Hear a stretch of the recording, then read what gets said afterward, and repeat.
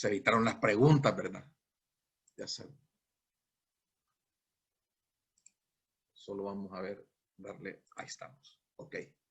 Bueno, tengan todos buenos días. Vamos a seguir ahora la temática que iniciamos el día de ayer acerca del desarrollo del sistema nervioso con la clase que nos dio el doctor Hernández. ¿Qué es lo que vamos a ver ahora? Más que todo vamos a tratar de describir el desarrollo de las células gliales, de los nervios espinales, cómo se da el llamado proceso de mielinización.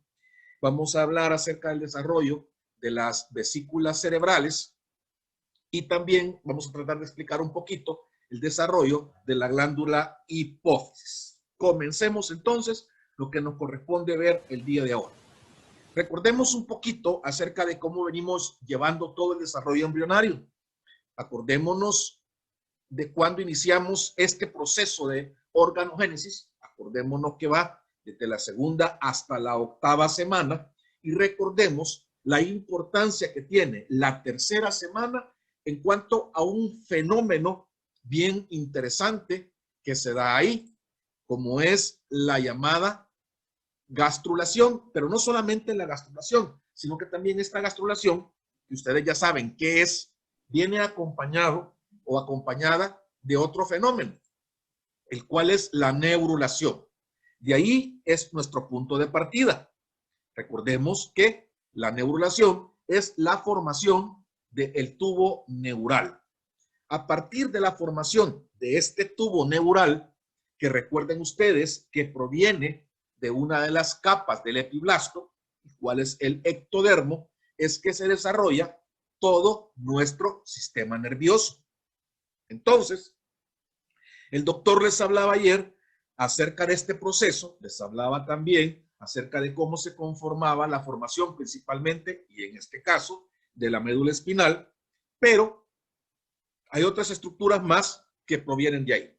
Y aquí también se diferencian los tipos celulares que van a poblar este sistema nervioso.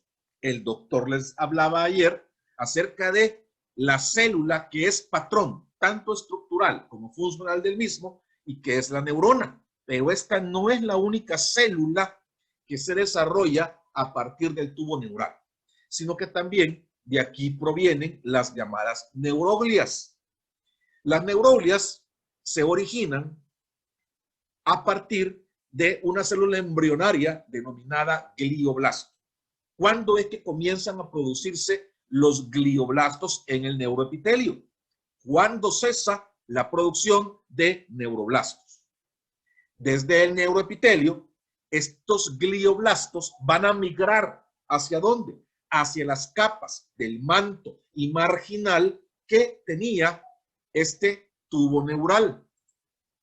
En la capa del manto, ahí se van a diferenciar ya en células propias del sistema nervioso, como son los astrocitos protoplasmáticos y los astrocitos fibrosos.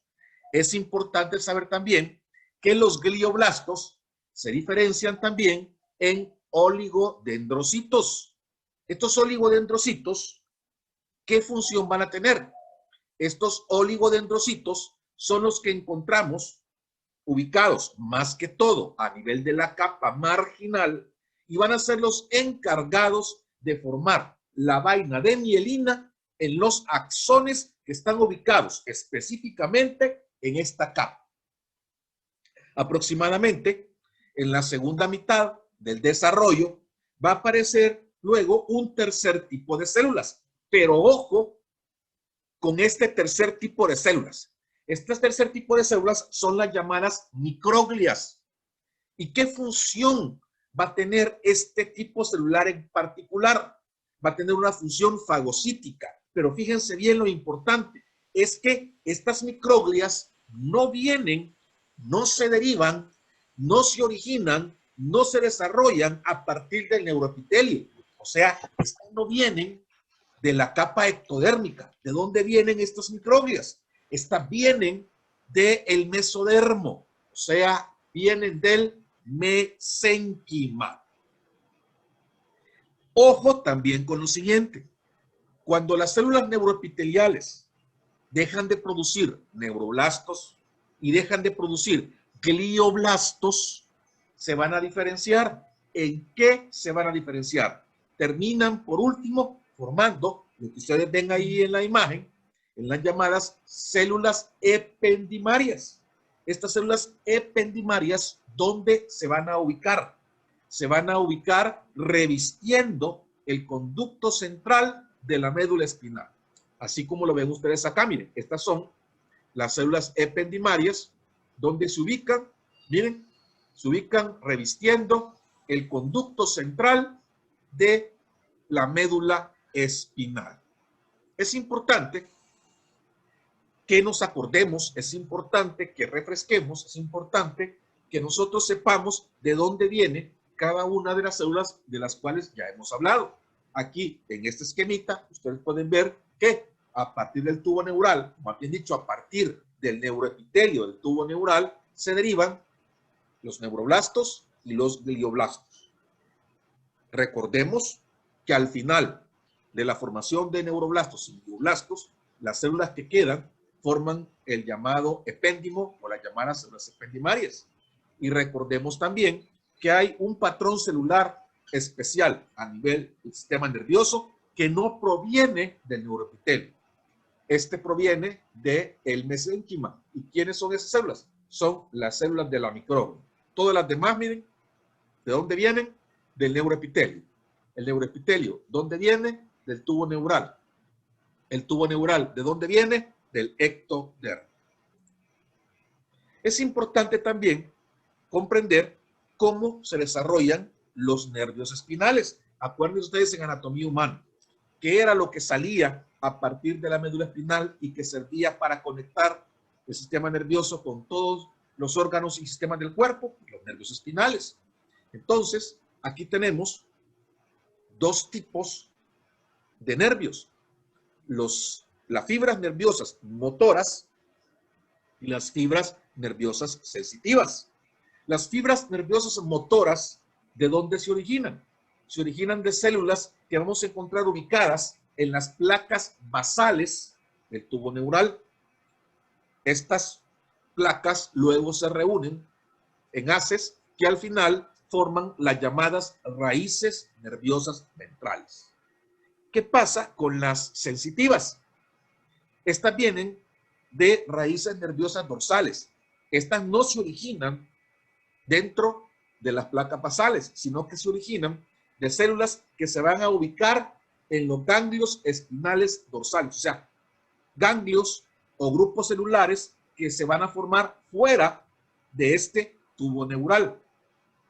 Las prolongaciones distales de estos ganglios dorsales que se están originando o se están formando fuera del tubo neural, luego se unen con las de los ventrales para así constituir un nervio espinal. Recordemos que un nervio espinal tiene tanto componente motor como componente sensitivo, o sea, sensorial.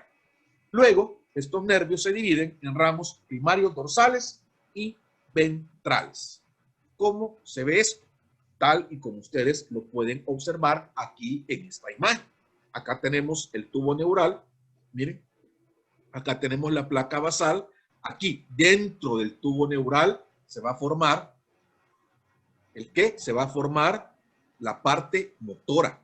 En cambio, fuera del tubo neural, en los ganglios dorsales, se va a formar la parte sensitiva. ¿Ya?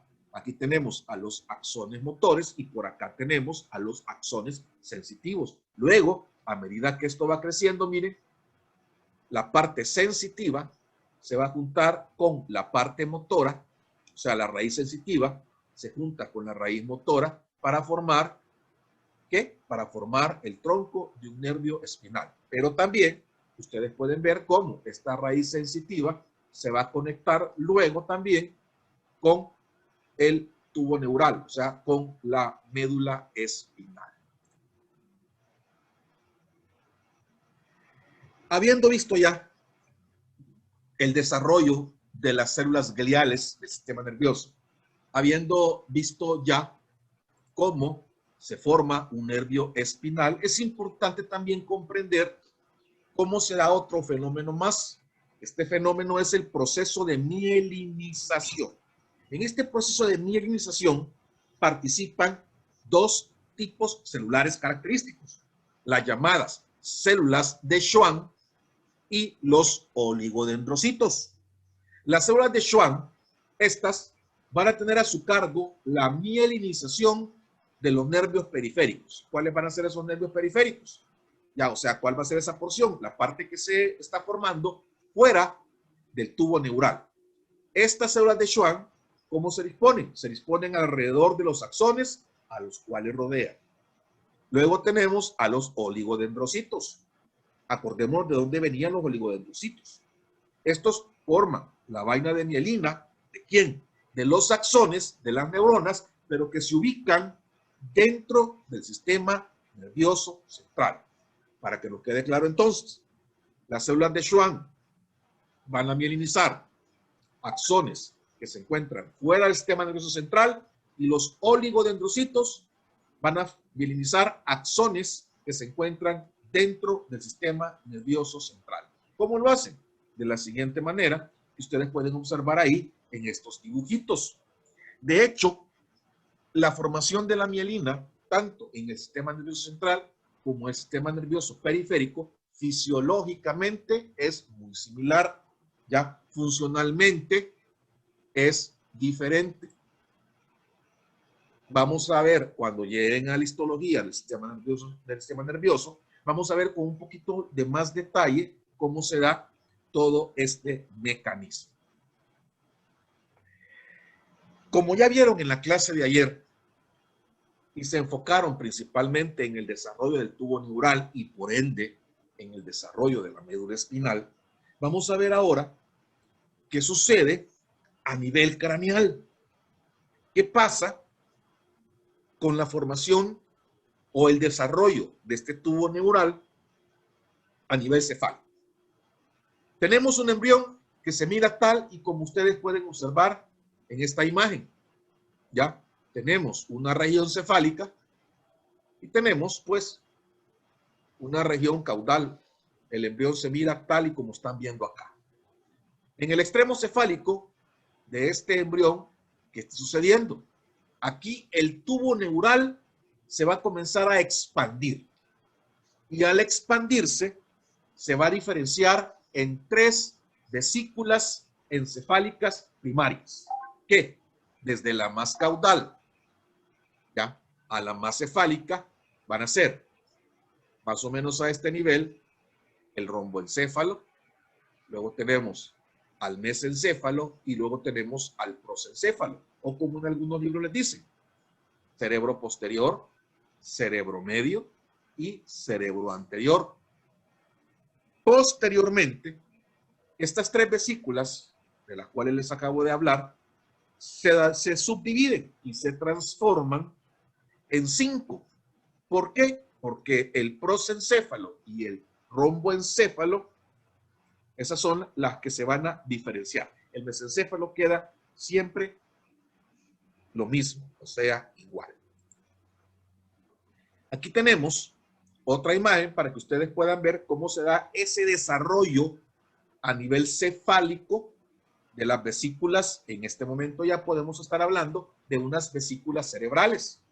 Aquí podemos ver en verde oscuro el romboencéfalo. Aquí podemos ver en un verde un poquito más clarito el mesencéfalo. Y aquí podemos ver en otro tono de verde el prosencéfalo. Aquí también podemos observar que el crecimiento de estas vesículas cerebrales primarias provocan que en esta región se formen 2 pliegues. Un pliegue cefálico y un pliegue cervical. El pliegue cefálico se va a ubicar entre el prosencéfalo y el mesencéfalo. O sea, va a estar ubicado, miren, a este nivel.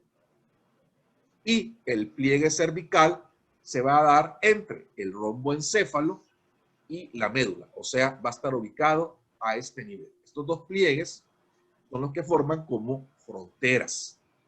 En esta imagen o en este dibujo que se tiene acá, podemos ver ya la transformación de estas vesículas cerebrales primarias en vesículas cerebrales secundarias. Acá ustedes pueden ver cómo el romboencéfalo se está dividiendo en un mielencéfalo y en un metencéfalo.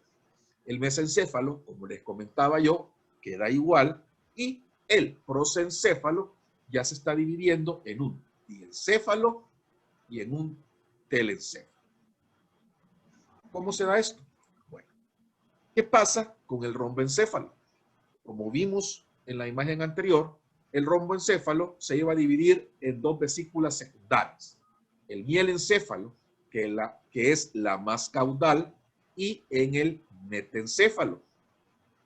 Lo importante de esto es hacer notar que a partir de estas vesículas secundarias se van a desarrollar ya estructuras con las cuales van a ser nuestro bebé, y son estructuras que a medida que este bebé va creciendo, pues van a ir madurando. ¿Qué sucede entonces con el mielencéfalo? Ojo, del mielencéfalo se va a originar el bulbo raquídeo. Recordemos que el bulbo raquídeo es una parte del tallo cerebral. También aquí ustedes van a notar que va a haber una placa basal para las neuronas eferentes, viscerales y somáticas, y una placa alar para las neuronas eferentes, viscerales y somáticas también. Pero lo importante es que del mielencéfalo, ¿qué se origina? Se origina el bulbo raquídeo, que es una parte del tallo cerebral. ¿Qué sucede con el metencéfalo? Del metencéfalo se va a originar el puente o protuberancia, otra parte importante del tallo cerebral. Y recuerden ustedes que es la vía que va a permitir la comunicación entre la médula espinal y las cortezas, tanto cerebral como cerebelosa. Pero también del metencéfalo se va a originar el cerebelo. Recordemos que el cerebelo es importante porque es el centro de coordinación tanto de las funciones posturales como del movimiento. También a este nivel van a haber placas basales y placas alares típicas que tienen la misma función de la placa alar y la placa basal que encontramos a nivel del mielencéfalo. Entonces, para resumir, el romboencéfalo, que es una vesícula primaria, se va a subdividir en dos vesículas secundarias, el mielencéfalo y el metencéfalo. Del mielencéfalo, que se va a originar el bulbo raquídeo. Del metencéfalo, que se va a originar el puente o protuberancia, pero también se va a originar el cerebelo. Si seguimos subiendo, nos vamos a encontrar con otra vesícula cerebral primaria, el mesencéfalo. Este es bien fácil. ¿Por qué? Porque este mesencéfalo no se va a subdividir, sino que se va a continuar llamando de la misma manera. El mesencéfalo, ¿qué va a originar? Va a originar una estructura anatómica del mismo nombre, mesencéfalo, que también, recuerden ustedes, forma parte del tallo cerebral. Esta constituye la vesícula encefálica más primitiva, con un desarrollo muy parecido al que presenta la médula espinal. Igual va a tener placas, tanto basal como alar, bien definidas, pero aquí sí va a haber una cierta diferenciación porque vamos a observar nosotros que a partir de la placa alar se van a originar los folículos o tubérculos cuadrigéminos. Ya, acordémonos que estos tienen que ver principalmente con función visual, los anteriores, y con una función auditiva, los posteriores. Luego, si seguimos subiendo, llegamos al prosencéfalo. El prosencéfalo, que es la vesícula cerebral primaria, se va a subdividir a su vez en vesículas cerebrales secundarias. ¿En cuáles? En el diencéfalo y en el telencéfalo. El diencéfalo, en este caso, que es la parte posterior del prosencéfalo, va a originar a todas las estructuras talámicas, o sea, a todo lo que es el tálamo, al tálamo, al hipotálamo, al epitálamo, pero también va a originar a una glándula cerebral súper importante. Va a originar a la hipófisis, y también a partir del diencéfalo se va a originar la retina, que es la parte nerviosa del globo ocular. ¿Cómo se origina la hipófisis? Dijimos que aquí nos íbamos a detener un poquito. La hipófisis, llamada también glándula pituitaria, se desarrolla a partir de dos partes. Estas dos partes son diferentes embriológicamente hablando. Tenemos a una prominencia ectodérmica que proviene no del tubo neural, sino que proviene del estomodeo. Acá en esta imagen podemos ver que esta es esta que estamos viendo acá, miren, es la que tiene color rojito. Acá la vemos otra vez, acá la vemos otra vez. Entonces, ¿esta viene de dónde? Viene del estomodeo. Esta prominencia ectodérmica del estomodeo tiene un nombre, se llama infundíbulo, perdón, se llama bolsa de Rathke, se llama bolsa de Rathke, y esta se une a otra prominencia ectodérmica, pero que esta sí viene del tubo neural y que se llama diencéfalo. Acá, descendiente del diencéfalo, perdón, y que es el llamado infundíbulo. Acá, miren, acá, ven.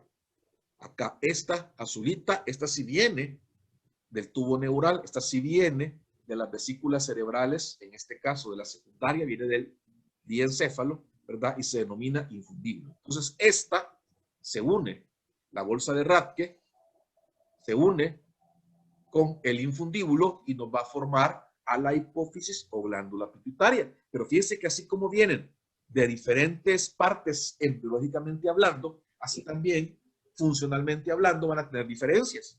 La bolsa de Rathke, esta va a formar a la adenohipófisis, que es la parte funcional de la hipófisis, y el infundíbulo forma a la neurohipófisis, que es prácticamente un reservorio, ya, donde llega todas las hormonas o todas las sustancias liberadas a partir de la adenohipófisis. Ahí se guardan, ahí se van reservando. Por último, tenemos la otra vesícula cerebral secundaria que proviene del prosencéfalo y que es el telencéfalo y que es la que vemos acá. Miren. Si ustedes se fijan ya en esta imagen, acá podemos ver ya ciertas características que para ustedes son conocidas. ¿Qué es lo que va a formar el telencéfalo? Miren, el telencéfalo al final va a originar a la corteza cerebral. ¿Qué quiere decir esto? Que a partir del telencéfalo se van a desarrollar los hemisferios cerebrales. Acá ustedes pueden ver en un color moradito a este telencéfalo. También de las regiones teleoencefálicas, ¿verdad? Se van a poner en contacto con el diencéfalo y también a este nivel se van a formar las cavidades ventriculares. ¿Ya? Estas cavidades ventriculares, ya vamos a ver más adelante, se van a extender hasta la luz de la médula espinal, formando luego el tercero y el cuarto ventrículo y comunicándose todas y cada una de ellas para formar todo ese sistema ventricular del sistema nervioso central, ¿verdad? Todo esto, miren, viene a partir del telencéfalo. Importantísimo que se desarrolla a partir de él los hemisferios cerebrales. Como decía anteriormente, también tenemos que hay ciertas cavidades que se forman a todo lo largo de estas vesículas. Si vamos de cefálico a caudal, podemos ver que acá, a nivel del telencéfalo, tenemos a las cavidades del mismo. Estas cavidades que se ven o que se forman a nivel del telencéfalo, ¿qué nos van a formar? ¿O qué van a terminar siendo? Van a terminar formando a los ventrículos laterales. ¿Qué sucede con la cavidad del diencéfalo? La cavidad del diencéfalo va a terminar formando luego al tercer ventrículo. ¿Qué va a pasar con la cavidad ubicada a nivel del mesencéfalo?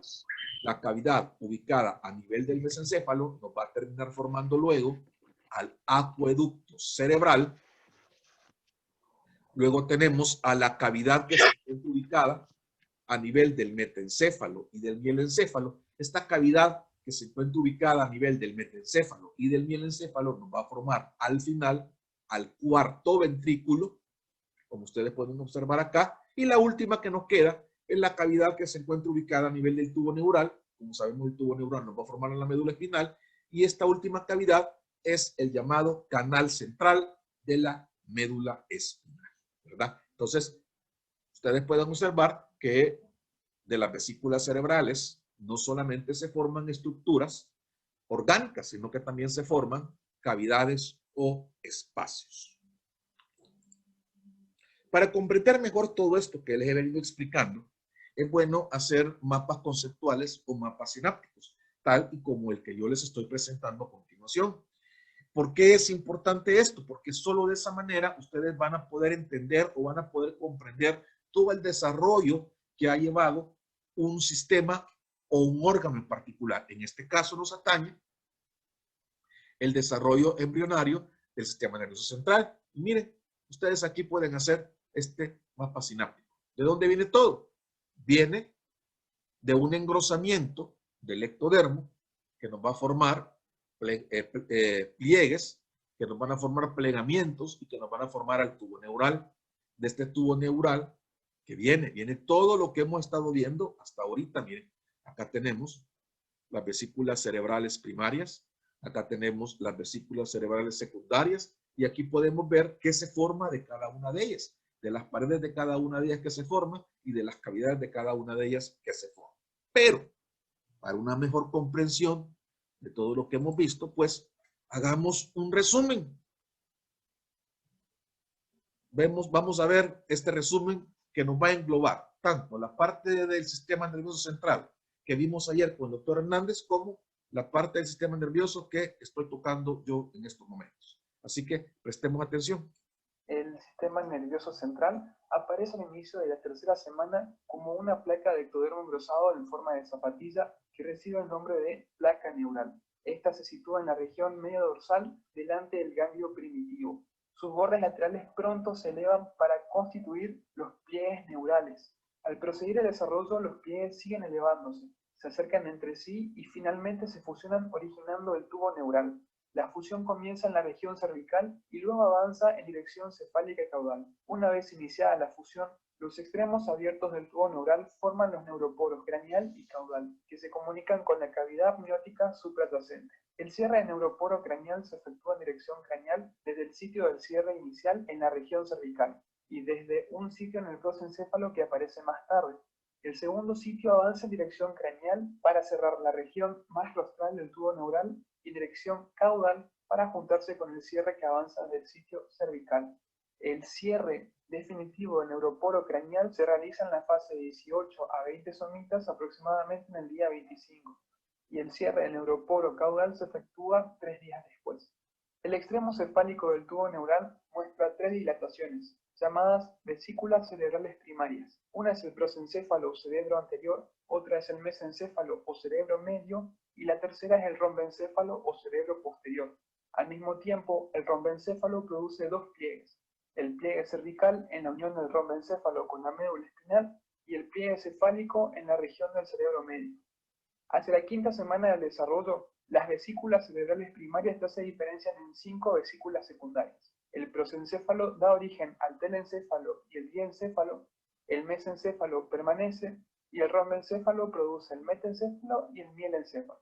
Un surco profundo, que recibe el nombre de istmo rombencefálico, separa el mesencéfalo del metencéfalo, y el pliegue pontino marca el límite entre el metencéfalo y el mielencéfalo. Las vesículas secundarias aportan una parte diferente del cerebro. Las principales estructuras derivadas de ellas incluyen: en el telencéfalo, los hemisferios cerebrales; en el diencéfalo, la vesícula óptica, el tálamo, el hipotálamo y la hipófisis; en el mesencéfalo, los colículos anteriores y posteriores; en el metencéfalo, el cerebelo y el puente; y en el mielencéfalo, la médula oblongada. La luz de la médula espinal, llamado canal central, se continúa con la de las vesículas cerebrales. La cavidad del rombencéfalo es el cuarto ventrículo, la del diencéfalo es el tercer ventrículo y la de los hemisferios cerebrales son los ventrículos laterales. La luz del mesencéfalo conecta el tercer y cuarto ventrículos, se estrecha mucho y entonces se conoce como acueducto de Sigley. Por otro lado, los ventrículos laterales se comunican con el tercero a través de los agujeros interventriculares de Monro. Y bueno, hasta acá llegamos. Bueno, ¿vieron? En prácticamente unos 3 minutos resumimos todo lo que hemos estado hablando, ¿verdad? Es importante, vuelvo a repetir, que ustedes realicen algún mapa conceptual, algún cuadro sinóptico para ir comprendiendo cómo se va desarrollando o cómo se van originando ciertas estructuras según cada uno de los sistemas que vayamos viendo, ¿verdad? Al final, pues, dejarlos con un pequeño chistecito ahí, qué es lo que piensan, ¿verdad? O cómo nos ven, o cómo los ven a ustedes, más bien dicho, desde afuera. Imagínense, aquí tenemos qué piensan sus amigos que ustedes están haciendo. ¿Qué piensa su familia que ustedes están haciendo? ¿Qué piensan los pacientes que ustedes hacen? ¿Qué piensa la sociedad? ¿O cómo los ve a ustedes la sociedad? ¿Cómo se ven ustedes? Y al final, realmente, ¿cómo es que se miran? Imagínense aquí con todo este montón de libros, los de fisiología, los de histología, los de embriología, etcétera, etcétera, etcétera, ¿verdad? Entonces, muchísimas gracias por la atención prestada.